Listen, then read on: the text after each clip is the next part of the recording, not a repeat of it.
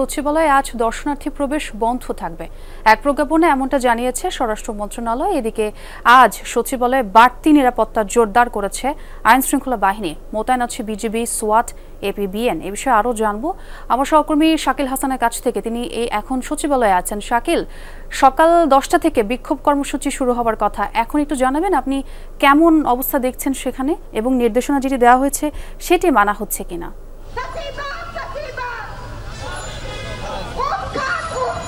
আজকে সরকারি কর্মচারীদের সকাল 10টা থেকে বিক্ষোভের কর্মসূচি নির্ধারিত থাকলেও এখন পর্যন্ত আমি সচিবালয়ের ভেতরে কিন্তু কর্মচারীদের কোনো ধরনের তৎপরতা এখন পর্যন্ত লক্ষ্য করিনি।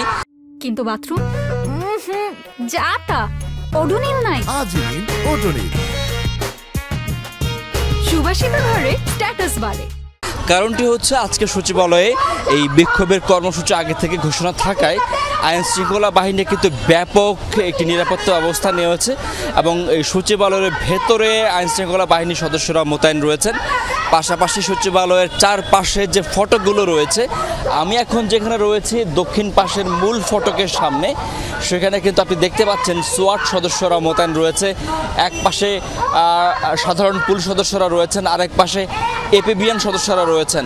তারপর আমি যদি 2 নম্বর ফটকের দিকে আপনাকে দেখাই, 2 নম্বর ফটকে কিন্তু বিজিবি সদস্যরা মোতায়েন রয়েছেন, আরেক পাশে সাধারণ পুলিশ সদস্যরা মোতায়েন রয়েছেন। আর এর পাশাপাশি অন্যান্য পূর্ব দিকের যে ফটক রয়েছে এবং পশ্চিম দিকের যে ফটক রয়েছে সেই ফটকেও কিন্তু বাড়তি নিরাপত্তা ব্যবস্থা নেওয়া হয়েছে এবং ভেতরেও কিন্তু বিপুল সংখ্যক পুলিশ, এপিবিএন, আনসার এবং বিজিবি সদস্যরা মোতায়েন রয়েছেন। পাশাপাশি গোয়েন্দা সংস্থার সদস্যরা তো রয়েছেনই।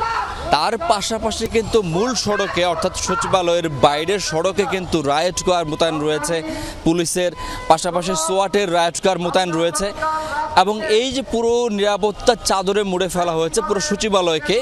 এবং আজকে এই কর্মচারীদের বিক্ষোভকে ঘিরে কিন্তু পাশাপাশি আরেকটি সংগঠন যেটির যে জুলাই মঞ্চ, তারা 6-7 জন সদস্য তারা এর মধ্যে বসে গেছেন এই সড়কের একটি পাশে এবং সেখান থেকেও তারা স্লোগান দিচ্ছেন সরকারি কর্মচারীদের বিরুদ্ধে এবং তারা বলছেন যে এই আন্দোলনকে তারা প্রতিহত করবেন। ধন্যবাদ শাকিল আমাদের সঙ্গে যোগ দেওয়ার জন্য।